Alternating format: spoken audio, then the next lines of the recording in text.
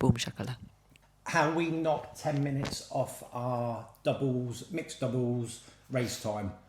Over to you. What did we do? Sheer determination. Oh, what I'd say first is our very first time was a max effort. It wasn't like we did one, had something left in the tank. When I did that, I couldn't even finish the wall balls. I had nothing. So for me, that time we got at the very beginning, we didn't get a better time because we took it steady and then we tried a bit harder. Basically, we thought we was going to do it in an hour and 30 when we very first saw the format of the actual race. We aimed for average. We aimed for average, which was 90 minutes. But when we did the first race, I have to laugh because it is hard doing it as a couple, isn't it? Let's be honest. Which bit? Well, all the training and all the effort we put in for that year, literally a year later to the day, or by 2 days or whatever it was, we knocked off 10 minutes. But you were absolutely keeled over at the end. But I didn't feel as bad, did I? If we really remember. I was done. But we've had races since where I probably felt worse after and you hadn't. But for this particular race, I don't know if it was the time of the month that when we did it, that I felt pretty good at the end. But I'll never, ever forget you feeling. You're a better runner. Still are a better runner. Well, I don't think I am mentally better at this. Or running. Not mentally, but running. So when we first did it, I hadn't ran really hardly anything. So I just started doing more running. You were definitely a better runner. So when I was trying to keep up with your runs, my heart rate would have been way higher than yours. And then we share the stations 50-50. It's not like I'm doing more of the stations. I think I did more burpees. You definitely did more wall balls because I couldn't hit the target. I remember you screaming out. I couldn't do it. It's horrendous. It was horrendous. It's meant to be. This is the thing, right? What I've learned, I've learned that it's meant to be painful if you really want to push yourself. Like, it isn't meant to be all smiles and fun all the way around, even though you can tell yourself to smile. It is meant to be hard.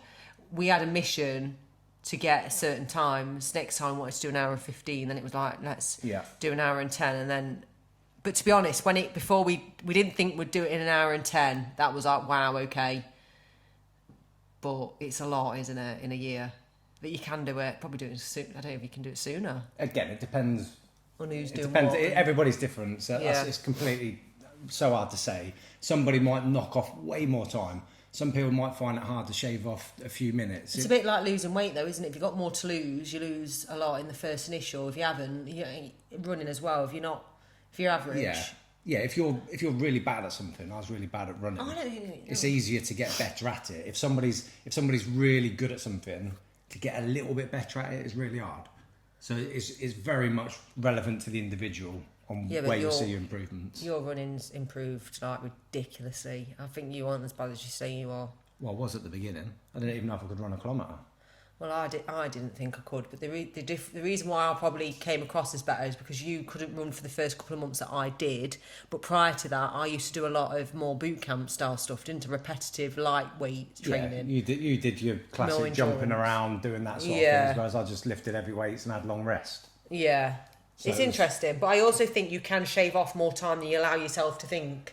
Because I've learned that your pain cave is normal. A lot of people hold themselves back, don't they, with that it's hurting now. Yeah, that's why in training has to replicate how hard you're actually going to work in competition.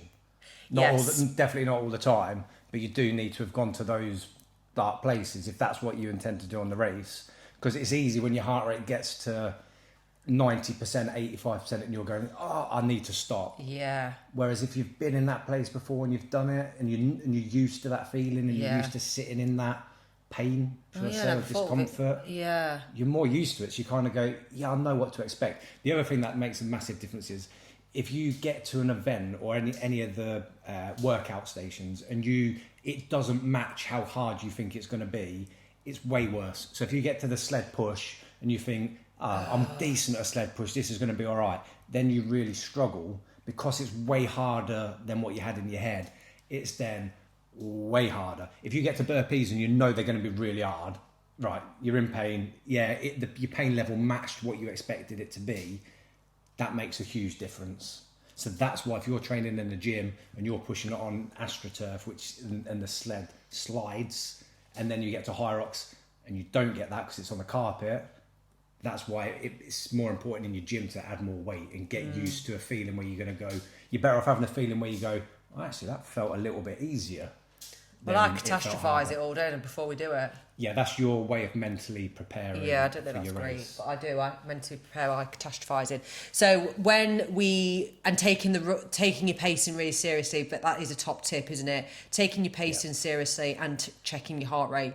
A lot of people avoid that because it is an uncomfortable place to be in, because you can see the stats and you go in, well, hang on a minute, I actually could push myself harder, and it's that uncomfortable. But the reason why I think we managed to knock so much time off was because of how determined we were to knock the time off. And I'm not saying we did it injury free, and we made loads of mistakes along the way. We tried to rush the process a lot quicker to catch up. That's how we felt. But that's why we haven't knocked another 10 minutes off since doing it, because we didn't respect the endurance process. That is, it takes a long time. It takes lots of years. You'll get quicker jumps in your fitness when you're doing your faster runs, faster intensity, when you're peaking for a race, but that doesn't develop your fitness. Yeah, it's interesting. So we did our PB. So our first one was January 23, 1 hour 20, for example. January 24 was an hour and 10. And then the last two races we did was probably May 24 and October 24. October was our last one together. Yeah. When we decided, I think you came out injured a bit. I ended up something wrong with me. Obviously, there's always something wrong when you get in your 40s. And we decided to hold off for a bit and give ourselves more rebalance of it all. Yeah, I know we took it steady. I think you wanted to take it steady. I can't remember. It feels like it was really years ago, but it was actually only October we last did one, so that's pretty good going. And we didn't do January 25. No, we didn't, did we? Did we do January 25? No, we went to Manchester in January 25, I think. I don't know. Anyway, what am I saying? That we are now going on our solo events, potentially. I'm unless I get injured, but I'm definitely doing October 2025, which is Birmingham, as a solo pro race, because I've never really done the open weights. I thought, you know what, why make it harder? Why not make it harder for myself and do it? So it's going to be a completely different. We're definitely not going to be doing it in the same times as a single. Nowhere near though. No. And you wouldn't expect to. It's looking like completely different. Anyway, what we're going back to, how to knock 10 minutes, how to knock good times off. Yeah. So how do you think we did it? Just because we were so determined to do it, and It's running. It's as simple as that. It's running. If we look at our times, okay, would have been fitter overall. But if we look at our times that we got on the roller, skier, sleds, everything in between, they're all quite similar. The main, that might be a little bit quicker, but the difference between knocking 20 seconds off each run, or nearer 30 seconds off, I think is that what we did? No, it must be more than that. Oh, I see what you're saying. The difference on the running makes the biggest difference. Yeah, but we're so determined. It's right though, isn't it? We had a plan. Yeah, you have to be determined to do it, but that doesn't give determination. Doesn't get you results. Determination will give you the reason to keep showing up for training. Consistency gets you the results, and it was us being consistent with our running and the specific prep training building up to it. But that's like you're peaking for it. It's all the work that you do beforehand. And getting uncomfortable in your training as well. That's a big one, isn't it? By doing the pushing your runs, testing things out, trial and error. Yeah, even being uncomfortable can be running slower. Being uncomfortable and doing anything you're not used to doing. And you mentioned something about monitoring your pace and your heart rate. And I think that's so important for people who are beginners and starting off. It's maybe less important for the more elite racers because they know the feeling. Whereas when you're a beginner, I'm going to guess a lot of the stuff feels hard, but it's just how hard it actually is. You might go, oh, this feels really hard. And then if you're monitoring your heart rate, you might go, oh, my heart rate's only at 150. Okay, it's not my heart that's working that hard on this run. So maybe it isn't that hard. Maybe I am capable of doing a bit more. So by monitoring what you're doing as a beginner, it gives you that insight into your body, whether it's easy, medium, or hard, or somewhere in between. As you get more elite, you're a lot better at judging things yourself.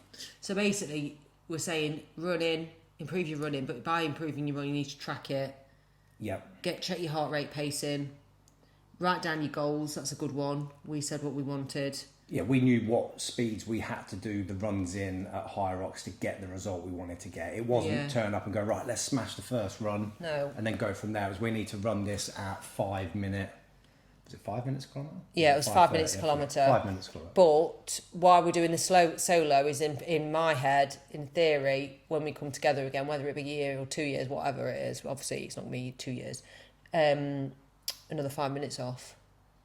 In theory, it should mean that. What will have done that is all the training towards the running, what you're doing, and the stations as well, because your endurance is going to get better, because you're having to do more when you're doing it as a solo compared to doubles. Doing 100 wall balls in a solo is so much different to doing 20 rest, 20. Oh, I'm missing the rests already. It's so different. If anyone wants to see me do a Hyrox Pro solo sim, we filmed it, didn't we, about a month ago, 2 months ago. But look back, you'll see how long it took me. An hour and 40, I think it was, an hour and 41. That was with a rock zone, so I did a steady run. My runs were aiming for 6 minutes. Yeah, I don't know. It was hell. You run slower than you could definitely do. It was hell. But I did it. Got through it just to say that I could, and we filmed it. So. But yeah, the main thing I'd say for improving on time is consistency. Yeah. Get consistent with your training, whatever you're doing. Yeah. That's the number one thing, and then everything else can follow after that. All the more details of how to actually train and improve. And if you've got any questions on it, like, ask away, because the 3 main points then that sticks out for me is improve your running, but to do that, track it, and consistency. Anything else? They're the main ones. Yeah, enjoy. They're the main ones. Get efficient at the movement. There's loads of things. The more you do anything, the better you're going to get at it. But certainly as a beginner and an intermediate, doing a lot more running, because that's generally most people's weak point. I think we should do a video next week on Hyrox fatigue. Because that is a thing where we got really excited about it and carried that for such a long time, and all of a sudden it was like, Hyrox is so boring now, training wise, I mean, because it's such a long wait for your next event. It's like, we'll talk about that, because I think that has an impact on stuff, when it did for us anyway. Yeah. Thanks for watching.